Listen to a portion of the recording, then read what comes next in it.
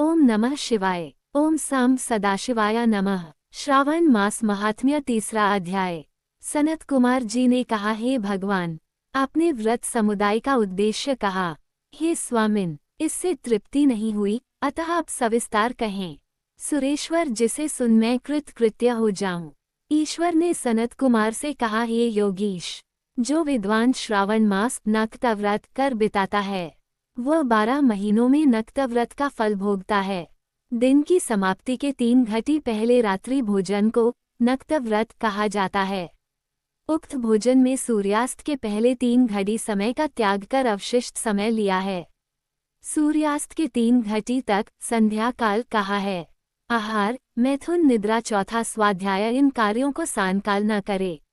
गृहस्थ एवं सन्यासी के भेद से नक्त भोजन की 2 प्रकार की अवस्था मुझसे सुनो। जब सूर्य नारायण के मंद होने पर अपने देह की छाया द्विगुणित हो, उस समय सन्यासी के लिए नक्त भोजन व्रत कहा है। रात्रि में भोजन को नक्त भोजन नहीं कहा गया है। पंडितों ने गृहस्थ के लिए नक्षत्र के उदय लेने पर रात्रि भोजन को नक्त भोजन व्रत कहा है। सन्यासियों के लिए रात्रि काल में निषिद्ध हो जाने से दिन के अष्टम भाग में भोजन का विधान है। गृहस्थी विधि द्वारा रात्रि में नक्त व्रत करें। सन्यासी, विधवा तथा विधुर पुरुष सूर्यनारायण के अस्त होने के पहले भोजन करें। जो पुत्रहीन, आश्रमहीन, स्त्रीविहीन, विधुर यदि है तो वह रात्रि में भोजन करें। श्रावण मास के आ जाने पर प्रतिपदा तिथि में प्रातःकाल संकल्प करें कि मैं श्रावण में 1 महीने तक ब्रह्मचर्य में रह प्रतिदिन सुबह स्नान करूंगा, नक्त व्रत, रात्रि शयन तथा प्राणियों पर दया करूंगा। हे देव, यदि इस व्रतारंभ होने पर समाप्ति व्रत पूर्ति के पूर्व ही मर गया तो हे जगतपते, उस समय आपके प्रसाद से व्रत पूर्ण हो, यो बुद्धिमान मासारंभ में संकल्प कर नक्त व्रत करें। हे मुने, अब उत्तम लक्ष्य पूजा विधि सुनो। लक्ष्मी की इच्छा वाला मनुष्य बिल्वपत्रों से, शांति की कामना वाला भी दुर्वाओं से तथा आयुष की इच्छा वाला चक्ष्मा पुष्पों से भगवान हरि का अर्चन करें। विद्या की इच्छा वाला मल्लिका तथा चमेली पुष्पों से अर्चन करें। तुलसी दलों से शिव और भगवान विष्णु प्रसन्न होते हैं। पुत्र की कामना वाला मनुष्य कटेरी पुष्पों से पूजन करें। दुष्स्वप्न नाश के लिए उत्तम धान्य से अर्चन करे।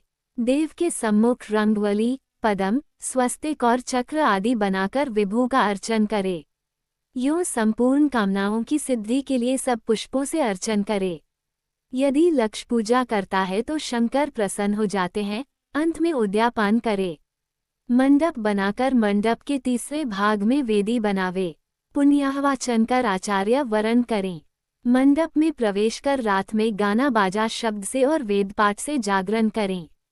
वेदी पर उत्तम चतुर्लिंग अर्तोभद्र बनाकर उसके मध्य भाग में चावल से सुंदर कैलाश बनावे। उस वेदी जगह पर खूब चमकीला तांबे का कलश स्थापना कर उसमें अच्छ पल्लव तथा सूक्ष्म वस्त्र को रखे। उस पर पार्वती पति की सुवर्ण प्रतिमा को पंचामृत स्नान पूर्वक स्थापित कर अर्चन करे।